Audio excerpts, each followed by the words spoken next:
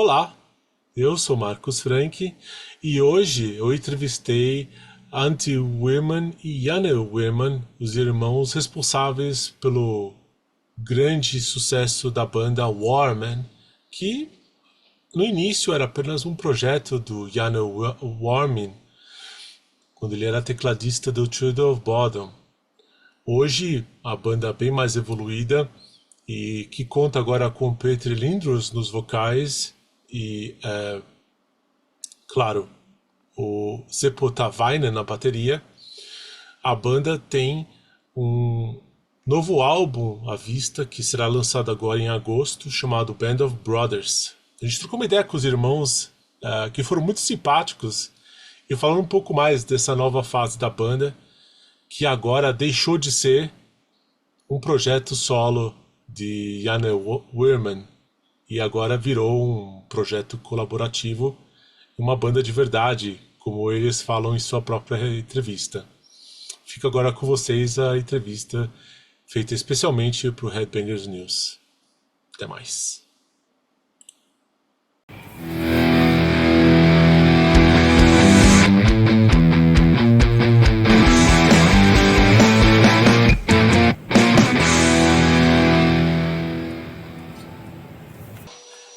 Band of Brothers marks 2 years since Warman's return with Here for None. How do you assess this journey of the band's rebirth? Well, we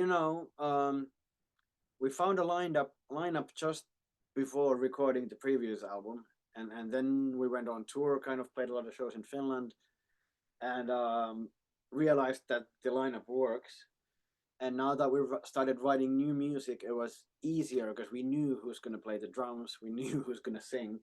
So and last time I definitely felt that it got a bit heavy. I was like, shit, we're not young anymore. Let's not go crazy, and we should have a little bit slower tempos. And what happened now that we sat down and started writing music, it became even heavier. So I mean, we're like fucked. Yeah, You're in trouble now. Yes. you're big trouble. And the title Band of Brothers suggests a change in the band's dynamics. You've mentioned that you really wrote this album together, and it's not just you anymore, especially you, Janne. How was this transition?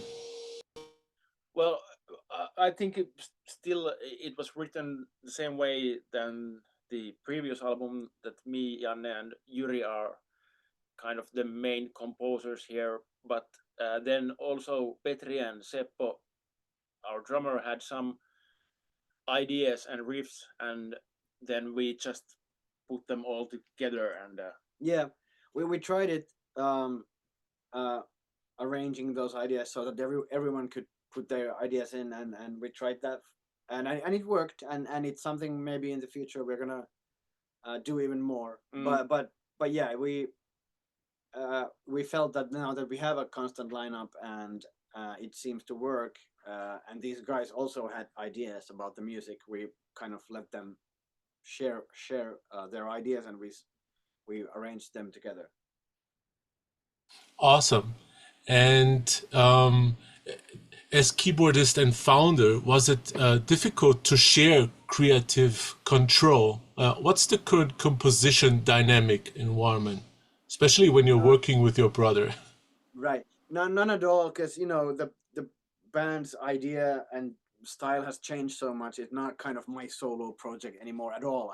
I feel it's a metal band nowadays, and so yeah, none of that is a problem. We have a very good, especially on the previous album. I had some melodies, Antti had some riffs, and when we sit together, then we can write riffs for my melodies, and then I can write melodies for his riffs, and then it works both and all ways and all directions. And then we have Yuri on bass, who is also very knowledgeable. He's studied music, and it's very easy to spitball with him about harmonies and stuff like that. So the three of us, our core songwriting team right now works very well, and we know what each other is really doing, and it's gotten even tighter on this album because we really knew what we were doing. The last time we kind of got lucky that it worked out, but now this time we even kind of know that okay, we know what we're doing and we know how to get there where we want to with the songwriting. Cool. And Petri and Seppo contributed on riffs, and one track was built entirely around their ideas. Can you tell us about that specific experience? Yeah, yes, I can.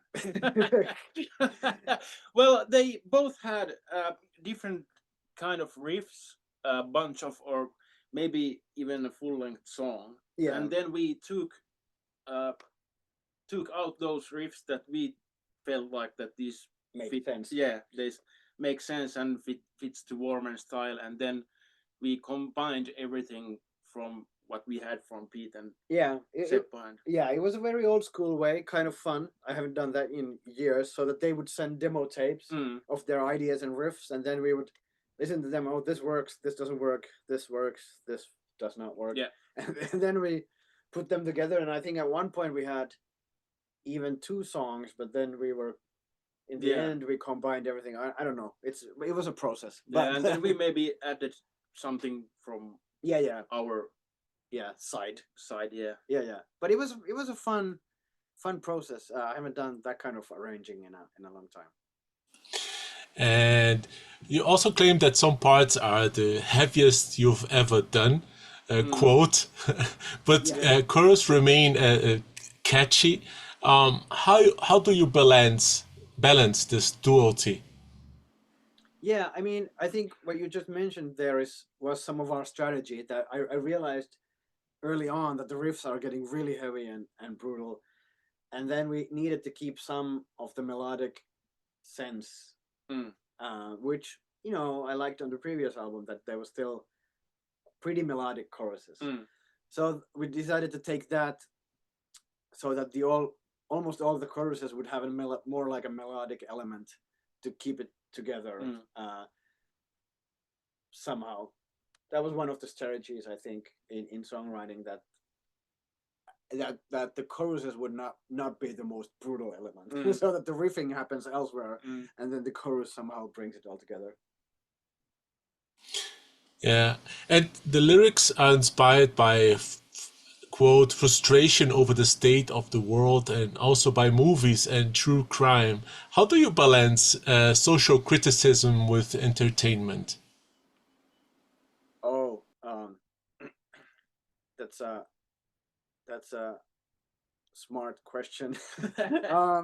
I don't know how to really balance that. I think ideas come and go and get mixed, and there might be a one full song that the lyrics are inspired by true events and what happens in real life in the world, and then there might be another song that is completely inspired by fiction, and then the rest is blended. So it's not, we don't try to, it's all a mix of ideas. It's not like, well, this has to be true and this can be fiction or whatever. It's all a blur.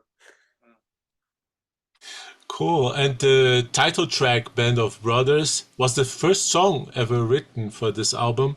And what makes this song special, since it's already become a fan favorite because you guys have playing it live already? Well, yeah, once. Yes. I don't know, but when we sat down and started writing music for this album, this was the first song we did. And there was something about the exact brutalness of the intro riff combined with the melodic chorus that I felt was magical. And then we kind of decided to keep that theme. But somehow it felt, when we wrote that song, that this is going to be the new #1 track. This is going to be the new lead, the title track. And then we just went with it. Yeah, I think it had all of those elements that are now in this album, that it's really heavy main riff, and then also the verse. and C part, but still the chorus is melodic and kind of simple. Yeah. The chorus is actually really simple compared to how brutal the opening riff is. So that's what I like. I like that contrast within the song. And after 24 years of Warman, what does the band allow you to explore musically that other experiences in other bands didn't? Well, nowadays, I mean, we still can do whatever the fuck we want. That has not changed.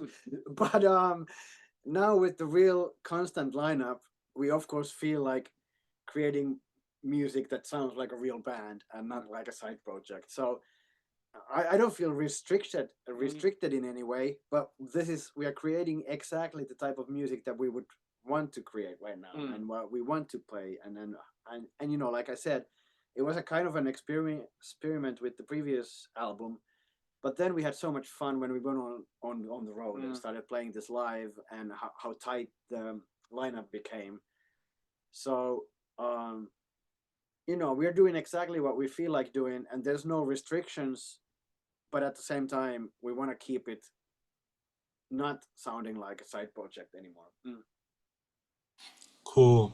And how do you see Warman in the current Finnish melodic metal scene? Do you fit in or stand out? We don't really know. It's embarrassing how little I know about the Finnish melodic metal scene. I don't follow, because we just heard in an interview that somebody said that death metal is going up in Finland. I wouldn't know if it's going up or down. It doesn't matter to me. We don't follow. Yeah, we don't even care if we fit or don't. We just know that we're doing exactly the kind of music that we need to be doing right now. So it's definitely not a question of, you know, if something is trendy or not for us. We don't follow anything, and we have no idea what's going out there. We've lost, let's put it this way, we've lost track of the whole music business long time ago. None of that matters to us anymore. But if we think about those shows that we have done, I think we fit, because the response has been so good, and lots of audience. So we've had a very good crowd response. So definitely in Finland there is a need for something that we're doing, because the crowds have been really good, and we've had a lot of shows. I would have never dreamt of us being able to headline so many shows around Finland, and then people would still show up. So you know, it's been good, and maybe we're doing something right. I don't know. Of course, you guys are. And the 2025 European tour includes countries that are new to Warman. What are the expectations for this tour? Well, you know, we want to play as many countries as we can, but we started it easy with the previous album. We played Finland and Germany and Sweden, and we are slowly going into new places and new countries. And you know, we would love to tour all over, but also the reality for a band of this size is that touring got more expensive after COVID, and you can't just pack up and, hey, let's go play Brazil. It's not financially possible, maybe, for a band of our size currently. So, you know, we're slowly expanding the band. We're playing more and more countries in Europe, hopefully, and then let's see where that goes. But, you know, we would love to play everywhere, but we are taking it easy right now. Cool. And is the current collaborative dynamic the future of the band? What are the plans for the coming years? Well, currently no further plans than this touring cycle. We haven't discussed an album after this or anything. I think the collaboration is a right way to go. Currently, it feels like it. So if we end up making a new album in a couple of years, that's something definitely we're going to keep doing, I think. Awesome. And for fans that don't know the new Warman yet, how would you describe the band in 2025? And of course, I would ask that you have already answered that about Warman coming to Brazil. Well, Yeah, the music style is difficult for me to describe. I would say that the both two new singles that are out perfectly describe the band Yes. musically. So if you must know, if you want to know, please go and listen to our two new singles of the new album. Those two combined, I think, perfectly describe the band. Other than that, I can't describe it. Other than it's a melodic death metal, heavy metal. That's somewhere along those lines. And yes, I mean Brazil as well. We would in our previous interview we were just informed about this festival where NC Ferrum had played, and it looks promising, and it Bangers. Bangers, yeah. So hopefully one day, but currently no plans. And which song from the album best represents the current essence of Warman? Well, number one track, Yeah. or Nine Lives. Nine Lives, yeah. Is that number 3? I don't remember. I think it is. Yeah, I would say Band of Brothers or Nine Lives. Yeah. Yeah. But maybe just Band of Brothers. Yeah. You know, it's got it all. Yeah. In one take. Awesome. Thank you, guys. That was my last question. I hope to see you guys soon in Brazil, and have a good day. Thank you, Marcus. Thanks. Thank you. Have a good time. Bye bye. Bye bye.